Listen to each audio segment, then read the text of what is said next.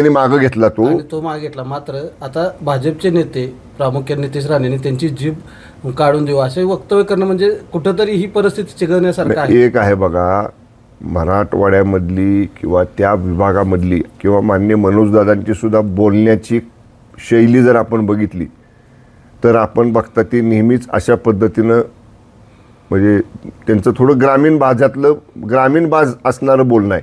त्यामुळं बोलण्याच्या ओघात कदाचित त्यांना तसं बोलायचं नव्हतं, पण ते बोलून गेले. पण त्यांच्या जेव्हा लक्षात आलं तेव्हा ते लगेच म्हटले मी माफी मागतो, मला असं बोलायचं नव्हतं. आणि जर माझ्याकडनं चुकून शब्द गेला तो शब्दसुद्धा त्यांनी मागं घेतला. त्यामुळं त्यांनी झालेली चूक दुरुस्त केलेली आहे. शेवटचं भंडाऱ्याचे पालकमंत्री अचानक बदलले गेलेत, पंकज भोयरेंना हे केलेलं आहे, ते नक्की काय याबाबत? नाही, प्रशासनातली बाब आहे.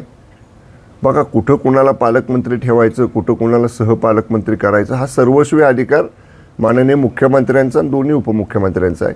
तिथल्या काही विषय आले असतील माननीय CM साहेबांच्या DCM साहेबांच्या समोर आणि त्यातनं चर्चा करून ह्या तिघांनी काही निर्णय घेतला असेल. ही दैनंदिन बाब आहे. त्यामुळे त्याचं काय म्हणजे असा फार मोठा काय बदल केला अशातला भाग नाही. या तिघांनी मिळून चर्चा करून तो निर्णय घेतलेला आहे.